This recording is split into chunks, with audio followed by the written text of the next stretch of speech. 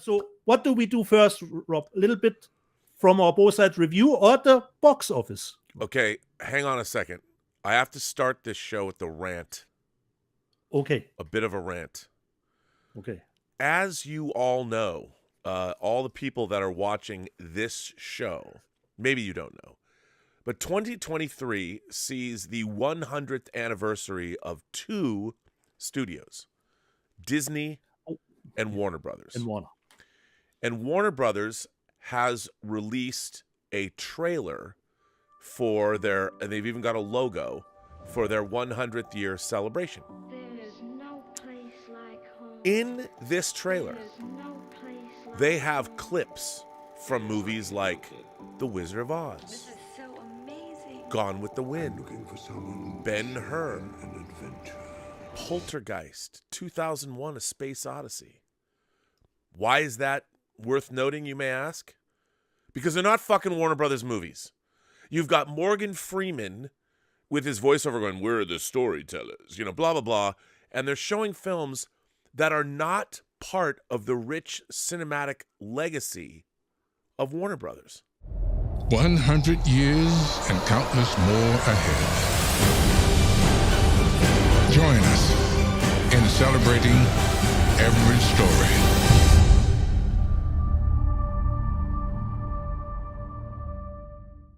They were made by MGM during the halcyon days of the studio era. Ben-Hur, Gone with the Wind, Wizard of Oz. Those are MGM movies. They were not made by Warner Brothers. Now, here's the thing. Warner Brothers has acquired those movies through deal-making, Turner, and stuff that happened in the 80s. So they now are the distributors of those movies. But they didn't make them. Now, a lot of people say, "Rob, why do you care?" Well, because it's truly revisionist history.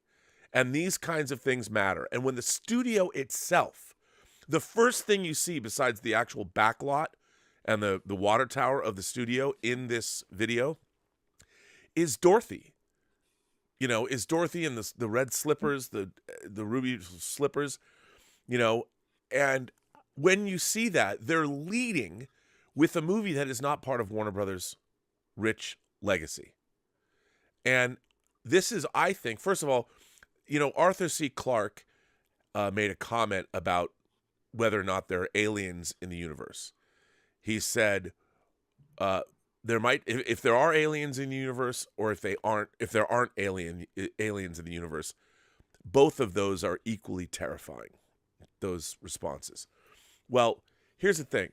If somebody knew that this was the case or somebody didn't know this was the case at Warner Brothers, both of those answers should be equally terrifying or equally depressing. Because the studio, as I like to say, and I'm going to make a rant video about this probably, Warner Brothers, Bogarts, MGM's legacy for their 100th anniversary. That's what I'm going to say because of Humphrey Bogart and Casablanca.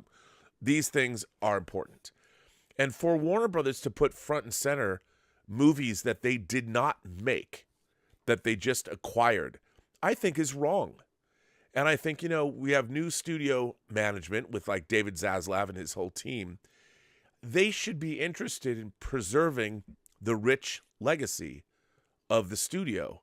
And now I would like to show you some things. Now, I understand this is different from, the fact that they can distribute movies, they've done a great job, by the way. Warner Brothers has done a great job putting all these movies out on disc. I have no complaints with them putting out. They've done beautiful transfers of 2001. But for instance, I'll give you an example. So Stanley Kubrick made Warner Brothers his home studio through the 70s, the 80s, and the 90s up to his passing. He made 2001 at MGM. Like when you watch 2001, one of the cool things is the blue and white. There's no roaring lion at the beginning. There's the blue card with the white cool graphic of the MGM lion in front of the film. It's awesome. It's MGM. It's not Warner Brothers. It's MGM. Then after 2001, Kubrick moved over to Warner Brothers and he made Clockwork Orange, Barry Lyndon, The Shining, Full Metal Jacket, and his final film, Eyes Wide Shut. at Warner Brothers. Those are Warner Brothers movies.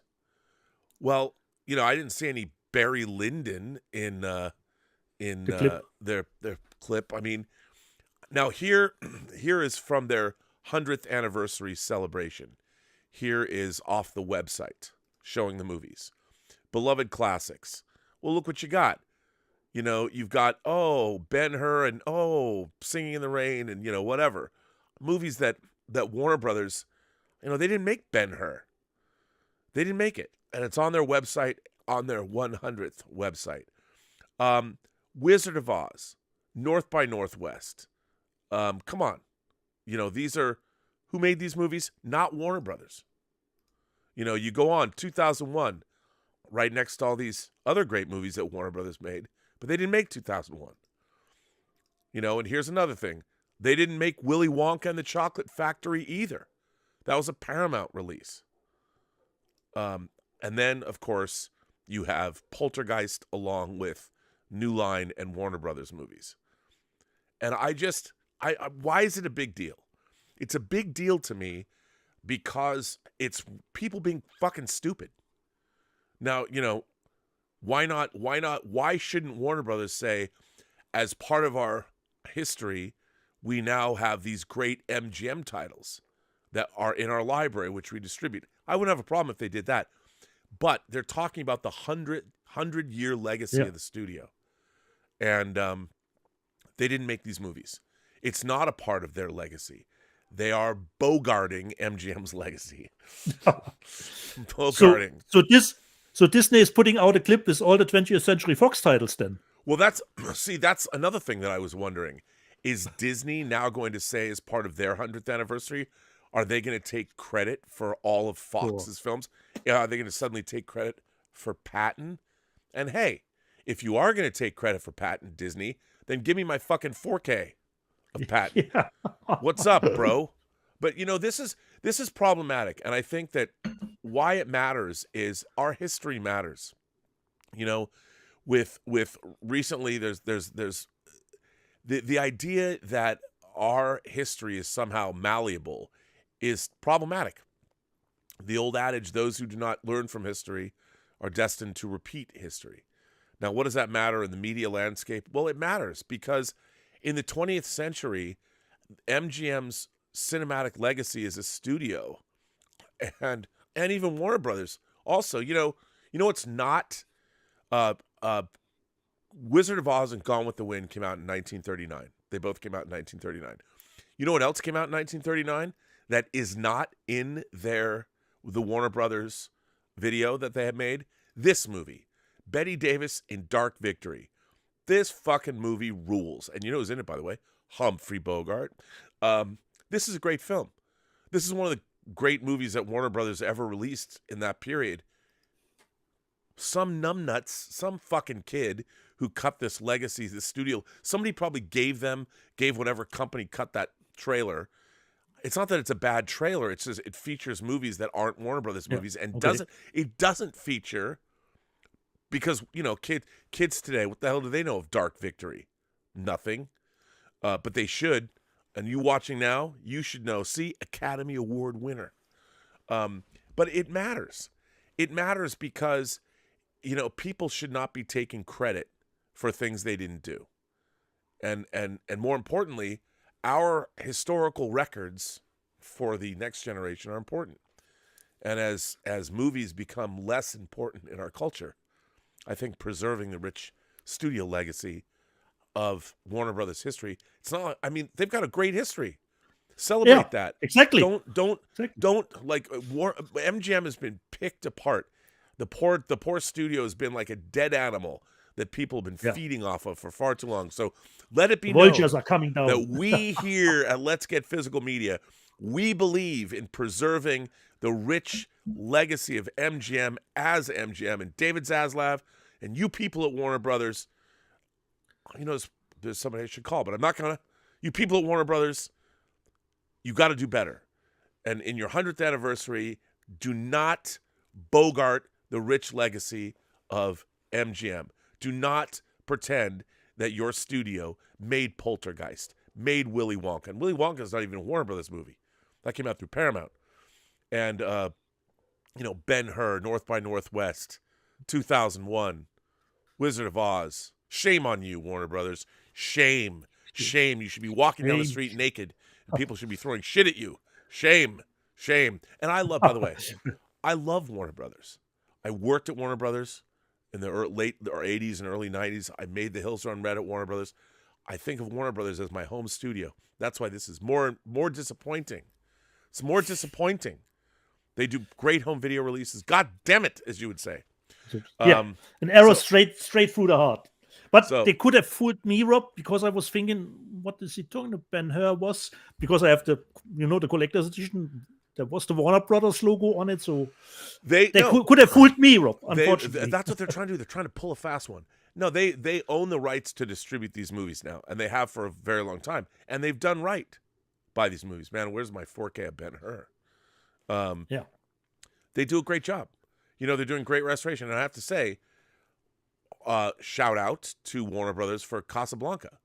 We talked about it last week. They cleaned up the sound. That movie, it looks incredible. Warner Brothers. I am salivating to see what The Exorcist looks like. I can't wait to see. Although, hey, if you're gonna Bogart MGM's catalog, where's my 2010 4K disc? Come on, man, put out some little sci-fi action. I want some Brainstorm. I want some 2010, and I want Robert Zemeckis' Contact in 4K. Come on, Warner Brothers. Maybe I'll kind of forgive you, but I want these. Who's in charge? Who's in charge for new release or for catalog titles like that? Or give them to Warner Archive. Warner Archive will do a great job. They should have, they've got a great new year coming up. We talked about it last week. Can't wait. But anyway, Dieter, I remember I end my rant. I remember Contact being a great DVD back in the day, considering the traveling point in the movie was always a good sound experience to show off with Contact. I remember the DVD really, really fondly. But nice 4K of that movie would be awesome. Would be awesome to get one.